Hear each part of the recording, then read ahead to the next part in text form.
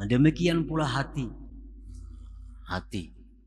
kita ini, demikian pula hati yang kurang pemasukan, hati yang kurang mau'izah, kurang pepadah, hati yang kurang pemasukan pepadah yang baik, maka hati kita ini menjadi kurus.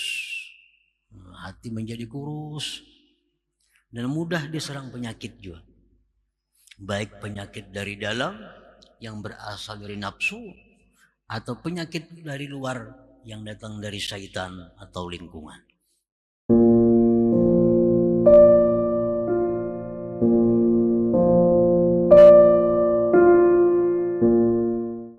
Dari Al-Hikam berkata Imam Ahmad ibnu Athaillah As-Sakandari, al-ibaratu qutun li'ailatil mustami'in wa laysa laka illa ma anta lahu akil. Artinya bermula ibarat-ibarat, ungkapan-ungkapan atau pepadah, mau'izah, nasihat, merupakan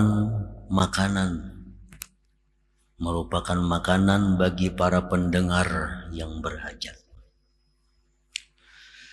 Dan tidak adalah bagi engkau kecuali sesuatu yang mana engkau bisa memakannya.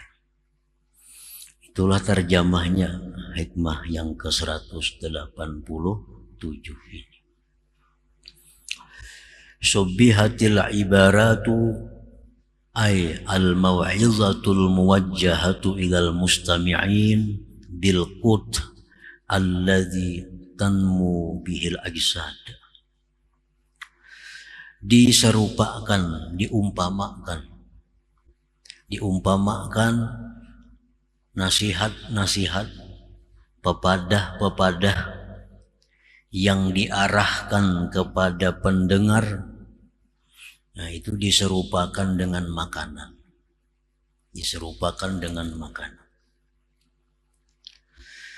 Yang dengan makanan itu menjadi tumbuhlah jasad-jasad. Nah, dengan makanan itu menjadi tumbuhlah tubuh kita ini. Wahia min jinsil qut illa annaha minan naw'il ladzi tanmu bihil qulub. Nasihat-nasihat agama itu termasuk jenis makanan, melainkan bahwa nasihat itu daripada macam yang tumbuh dengannya hati. Jadi artinya jasad kita ini bisa berkembang dengan makanan yang masuk ke dalam perut kita. Nah demikian pula hati itu bisa berkembang, hati bisa hidup dengan makanan-makanannya.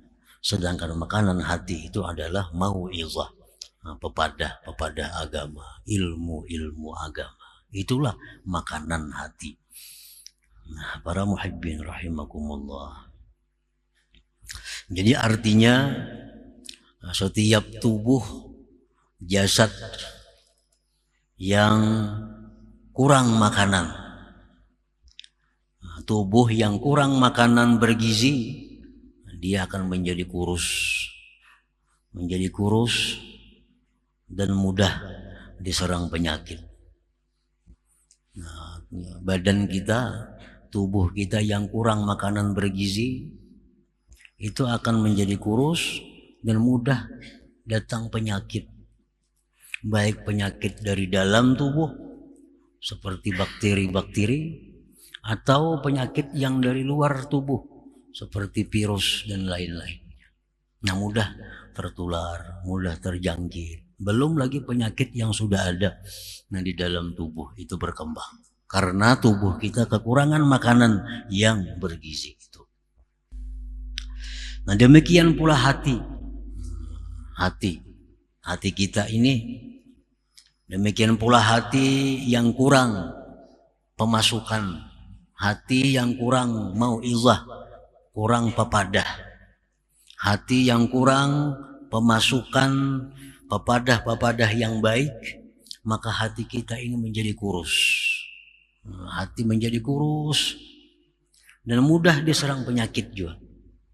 Baik penyakit dari dalam yang berasal dari nafsu atau penyakit dari luar yang datang dari syaitan atau lingkungan. Nah, para muhibbin rahimakumullah. Jadi kedua itu kedua itu makanan diperlukan oleh manusia. Jadi manusia bukan hanya punya tubuh yang sehat, tetapi juga hati yang sehat. Supaya tubuh sehat, cukupi dengan makanan yang baik, makanan bergizi. Nah, hati supaya sehat, cukupi dengan mau'izah, dengan ilmu-ilmu yang bermanfaat. Dengan demikian itu menjadi manusia yang sempurna. Nah, para muhibbin rahimakumullah. Orang-orang yang cenderung mengutamakan makanan-makanan untuk perkembangan tubuh. Nah, manusia-manusia yang cenderung mengutamakan makanan-makanan yang diperlukan tubuh, menomorduakan makanan-makanan yang diperlukan oleh hati. Ini manusia cenderung arahnya kepada hewan. Cenderung kepada hewan. Yang pentingnya kenyang. Penting makan nyaman. Makanan sehat. Makanan 4 sehat 5 sempurna.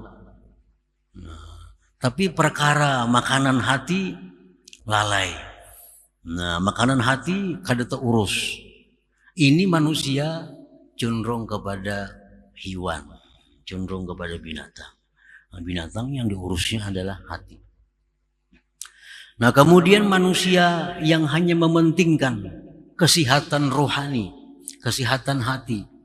Nah, dia menuntut ilmu yang bermanfaat untuk dirinya. Bahkan dia melalaikan makanan-makanan untuk kesehatan jasmaninya. Nah, ini manusia cenderung kepada malaikat. Cenderung kepada malaikat. Kalau manusia yang sempurna itu adalah manusia yang menjaga keseimbangan antara keduanya. Nah, jasmaninya bagus dan hatinya pun bagus. Nah, makanya manusia itu yang sempurna kedudukannya lebih afdal daripada malaikat di sisi Allah Subhanahu wa ta'ala. Nah, para muhibbin rahimakumullah. Nah, jadi apabila hati kita ini kurang pemasukan ilmu yang bermanfaat tentunya, maka hati kita ini mudah sakit. Bisa sakarat kina. Sakarat. Bila sakarat itu kan lawas lagi mati. Banyak orang yang terdahulu hatinya mati daripada tubuhnya mati. Nah, banyak manusia ini yang terdahulu hatinya mati sebelum tubuhnya mati. Karena selama hidupnya orang itu selalu mementingkan makanan-makanan yang diperlukan tubuh, kurang mementingkan makanan yang diperlukan oleh hati itu. Ada sedikit orang yang sehat, orang yang kuat, tetapi hatinya lemah, hatinya kurus, hatinya sakit karena kekurangan gizi, kekurangan makanan berupa mau'izah itu. Nah, para muhibbin rahimakumullah. Kalau makanan-makanan yang diperlukan tubuh itu bisa didapat di warung, di rumah makan, di restoran. Tetapi kalau makanan-makanan hati itu bisa didapat di majelis ta'lim, majelis ilmu, ziarah kepada orang saleh, minta nasihat, minta petunjuk kepada mereka tentang agama. Itulah tempat makan-makannya ini hati yang diperlukannya. Nah, penyakit yang bisa menyerang hati manusia karena kekurangan ilmu, kekurangan mau'izah, seperti penyakit ria, itu jelas sudah. Orang yang ria itu orang yang hatinya sakit. Kekurangan nasihat, kekurangan pemasukan agama. timbul ujub, sombong, dengki, dendam, kikir. Itu semuaan penyakit-penyakit yang letaknya di hati yang memudaratkan di akhirat. Memudaratkan di akhirat. Akibat dari kurangnya pemasukan ilmu agama. Nah, kita kalau kurang makan sehari ini kita ribut benar. Biasa makan 3 hari sekali. Ini makan sekaliannya sehari. Wah, dianggap kayak setengah kelaparan sudah. Tapi kalau kita kada pemasukan hati seminggu kada ada masalah. Memang penyakit hati kada terasa. Macam penyakit tubuh. Kekurangan makanan langsung kita lemah, kada berdaya awak kita. Tapi kalau kita hati kekurangan makanannya itu perlahan. Nah, sakitnya perlahan.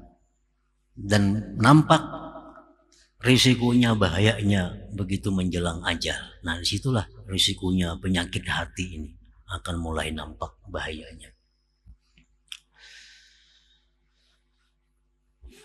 Nah, itu yang dimaksud oleh pengarang tadi, al-ibarat kutun li'ailatil mustami'in. Ibarat ungkapan-ungkapan nasihat, mau'izah itu laksana makanan bagi para pendengar yang memerlukan, yang berhajat. Walakin laisa kullu ta'am salihan nafi'an lil ajsad. Tetapi tidaklah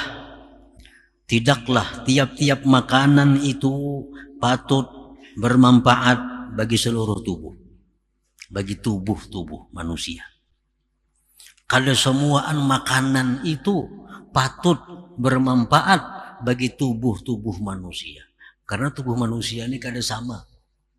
Ada nang anum, masih kekanakan, ada nang remaja, ada nang setengah dewasa, ada nang tua, berpenyakitan.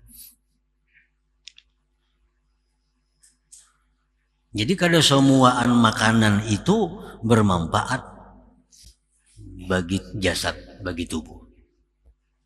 Li'anna minat ta'am ta'aman yadurru ba'dal ajsad, karena ada makanan yang membahayakan bagi tubuh, bagi sebagian tubuh. Li'anna minat ta'am ta'aman yadurru ba'dal ajsad, karena daripada makanan itu ada makanan yang membahayakan sebahagian tubuh manusia. Bagi orang ini mungkinnya makan ini kada apa-apa. Tapi bagi kawan kita kalau makan itu bahaya. Nah, jadi makanan itu walaupun pada dasarnya makanan itu bagus, baik, bermanfaat, tapi tergantung nang memakannya nih. Nah, bagi orang ini makan nasi, makan itu, makan ini menyehatkan tubuhnya. Bagi kawan kita membahayakan. Bagi kanak-kanak yang umur masih bayi, makan kerupuk, makan kacang membahayakan. Kenapa? Karena perutnya masih belum mampu untuk itu.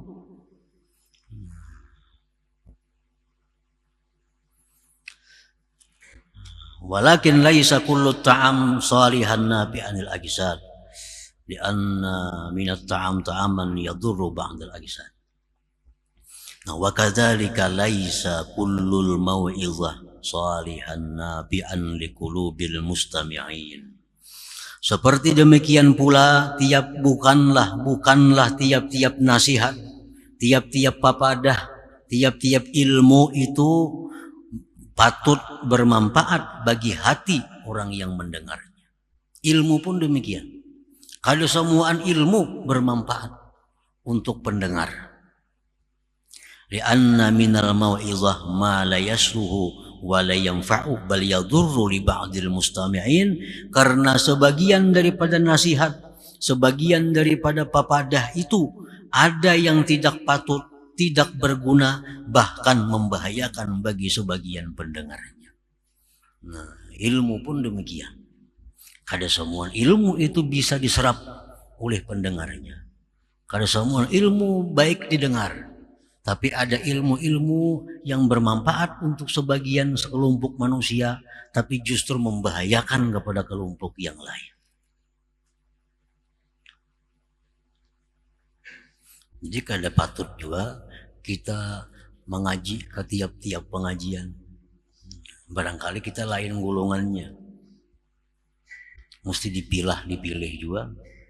Majelis-majelis taklim itu belum tentu itu cocok dengan golongan kita. Karena ada nasihat agama yang hanya patut untuk sekelompok orang, tapi justru membahayakan kepada kelompok yang lain. Kenapa? Karena ilmunya bagus, ilmunya sama-sama baik, cuma keadaan orang yang mendengar ini berbeda-beda.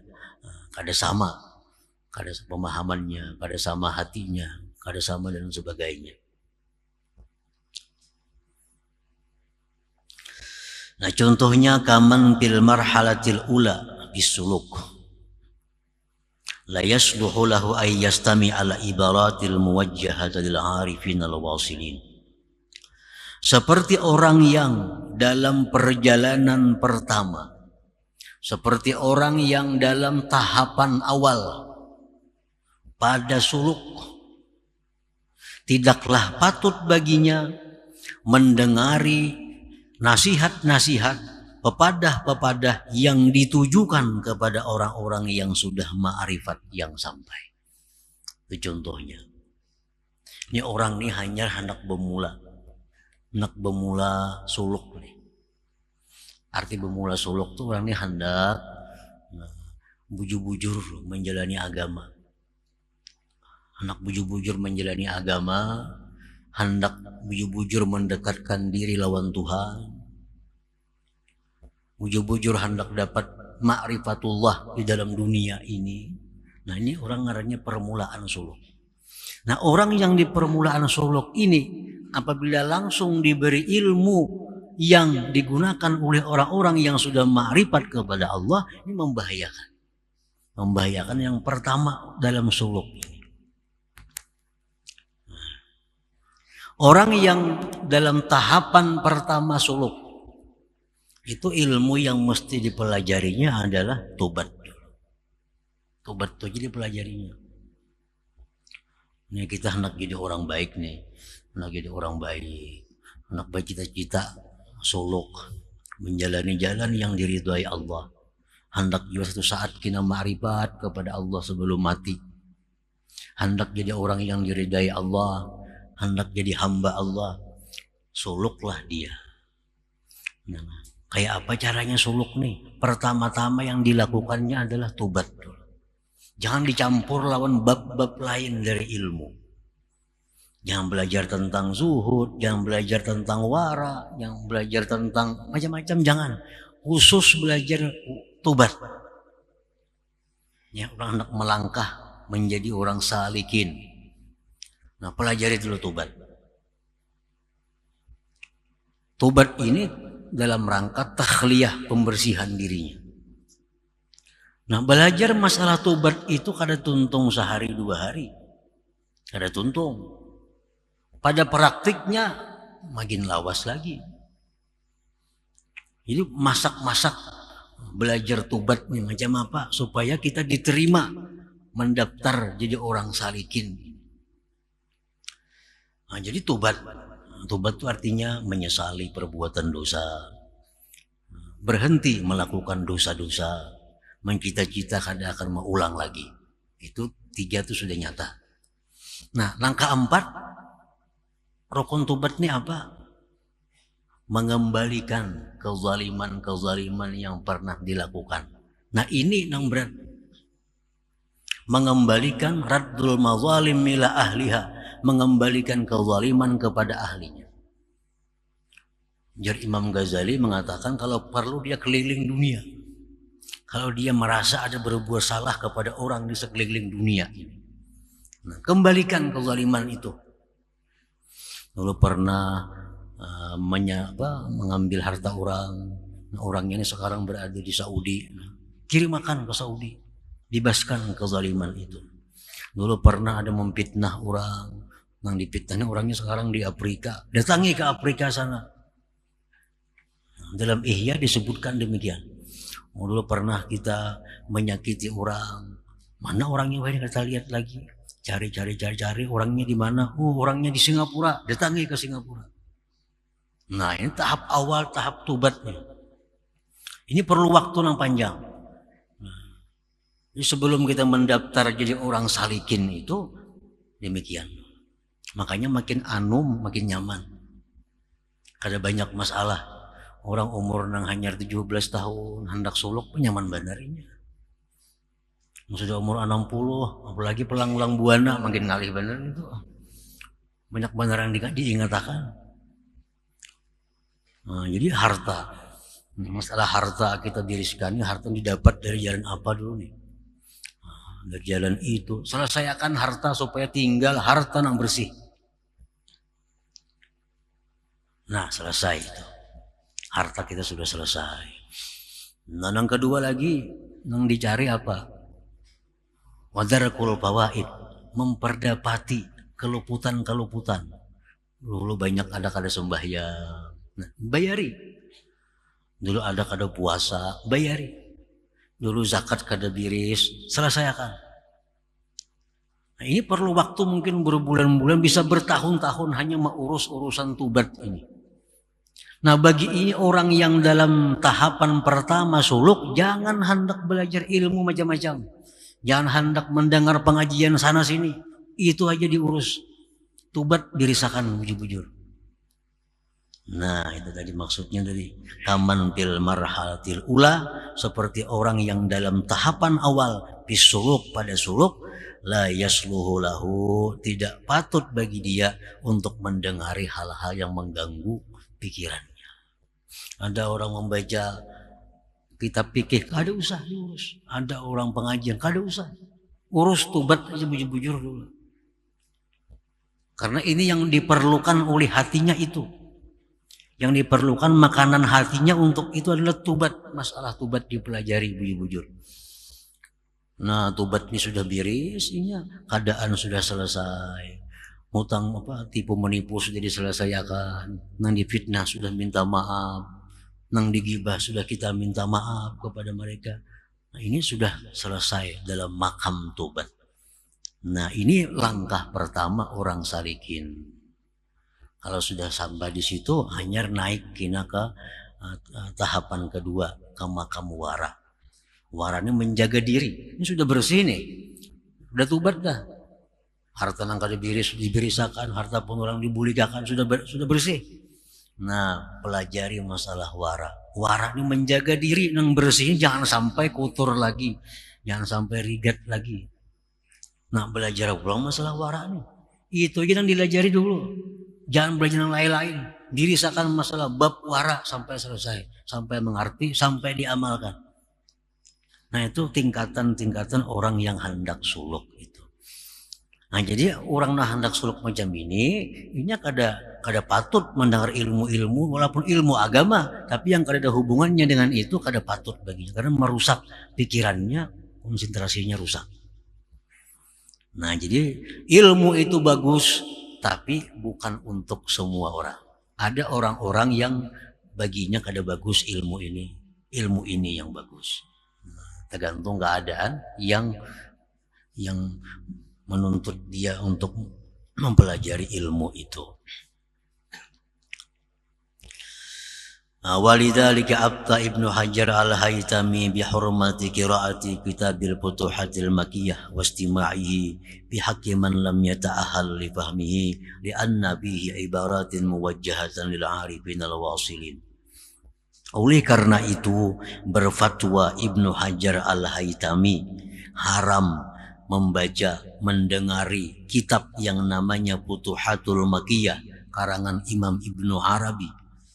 Haram belajar kitab itu pada orang-orang yang belum ahlinya memaham itu. Haram. Jadi ada kitab-kitab agama yang haram kita belajar, haram mengajarkannya. Kalau yang diajari ini belum ahlinya, belum sampai tingkatannya ke sana. Li'anna fihi, karena dalam kitab itu ada ibarat-ibarat yang diarahkan untuk orang-orang yang arif dengan Allah yang sudah wasil. Nah kalau kita masuk ke sana membahayakan kita, karena kondisi kita belum sampai ke sana. Nah para muhibbin rahimakumullah, Rasulullah sallallahu alaihi wasallam bersabda, ma ahadun yuhadditsu qauman bihadisin la tablughuhu uquluhum illa kana fitnatan ala ba'dihim. Ujar Nabi, tidak ada seseorang yang mengajarkan kepada suatu kaum dengan pelajaran yang tidak sampai akal mereka ke sana. Nah, akalnya kada sampai ke sana. Ini orang ini hanya belajar parukunan. Hanya belajar parukunan, hanya belajar sifat 20. Akalnya enggak situ aja hanya.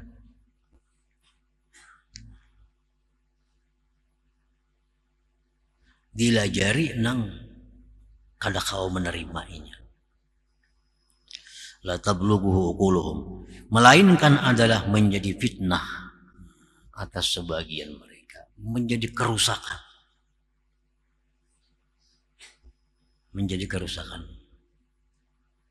Pada setiap ilmu-ilmu agama ini pada intinya adalah mendorong seseorang untuk makin rajin beribadah kepada Allah zahiran wa batina, zahir dan batin. Itu intinya. Kalau ada pelajaran-pelajaran agama yang melemahkan salah satu keduanya, berarti itu salah pemahaman. Setiap ilmu agama ini intinya adalah mendorong kita meningkatkan ibadah zahiran wa batina kepada Allah Subhanahu wa taala. Apabila ada pengajian-pengajian, pelajaran-pelajaran yang melemahkan salah satu keduanya, itu pengajian yang salah pemahamannya. Baik gurunya yang salah atau muridnya yang salah memahaminya. Misal sesudah belajar ilmu itu sembahyang pina kulir, bebirit pina kada bebirit lagi. Nah ini berarti ada kesalahan ilmu, ada kesalahan pemahaman. Ada salah pemahaman. Nah ini fitnah namanya. Orang dulunya taat lawan ibu bapak, imbah mengaji, wah ini wani lawan kuitan. Ini ada masalah pelajaran nih. Ilmunya bagus, mungkin nang mengajarkan ini keliru atau inya belajar kan sampai memaham. Pada setiap ilmu yang diajarkan Rasulullah itu pasti untuk meningkatkan kita ibadah kepada Allah baik zahir maupun batin. Ada mau timpang. Nabi kita contohnya, contoh paling sempurna adalah Rasulullah SAW. Zahir beliau ibadahnya sempurna, batin beliau pun sempurna. Nabi sembahyang sunat, puasa sunat, sembahyang berjamaah. Itu Nabi. Itu ibadah zahirnya. Kalau hati Nabi sudah kada ada kisah lagi. Nah itulah contoh pelajaran Nabi. Bahwa yang diajarkan Nabi itu meningkatkan ibadah kita kepada Allah zahir dan batin. Kalau kita belajar ilmu membuat kita lemah salah satu di antara ibadah zahir atau batin, berarti ilmu itu ada masalah. Yang kita kada paham atau yang mengajarkan kada memberi paham yang bagus kepada pendengarnya. Wa qala Ali radhiyallahu anhu, berkata Imam Ali, wa asyara ila sadrih, Imam Ali berkata dan beliau menunjuk ke dada beliau. Ujar Imam Ali, innaha huna la'uluman jam. Ujar Sayyidina Ali bahwa di sini banyak ilmu. Menunjuk ke dada sidin. Law wajadtu laha hamalah, jikalau aku dapati ada orang yang bisa menanggung ilmu itu.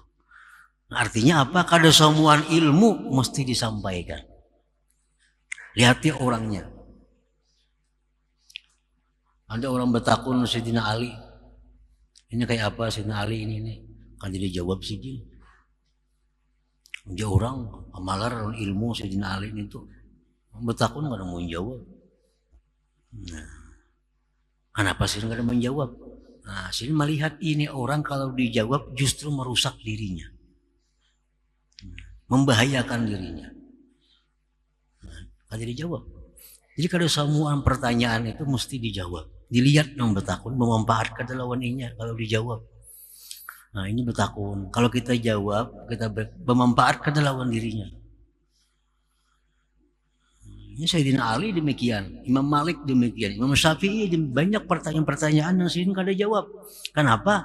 Karena kalau dijawab Kada ada manfaatnya bagi nang betakun itu, bagi nang bertanya itu. Nah, jadi Sayyidina Ali dalam dadaku ini banyak ilmu. Ya kalau ada nang kawa menerimanya. Nah, cuma kada kawa menerima. Ini hanya sebagian ilmu. Anjir Abu Hurairah, aku dapat daripada Rasulullah itu 2 kampil ilmu. 2 kampil, 2 karung ilmu. 1 karung ilmu aku sebarkan kepada manusia. 1 karungnya kalau aku sebarkan, sembelih orang aku. Sekarungnya mengkau sebarkan, sembelih orang aku, ya Abu Hurairah. Artinya apa? Bahwa memang ada ilmu itu yang dipelihara, yang hanya diberikan kepada segelintir orang yang bisa mengerti tentang itu. Karena semua ilmu mesti diajarkan, mesti dipelajari. Nah, kita lihat keadaan-keadaannya. Nah, itu yang dimaksud oleh Imam Ahmad Ibnu Athaillah, walaysa laka illa ma anta lahu akil. Tidak ada bagi engkau kecuali yang engkau bisa memakannya, bisa mencernanya. Itu ilmu yang dipelajari. Jangan mempelajari ilmu yang kita belum mampu untuk mencernanya, justru akan membahayakan bagi hati kita.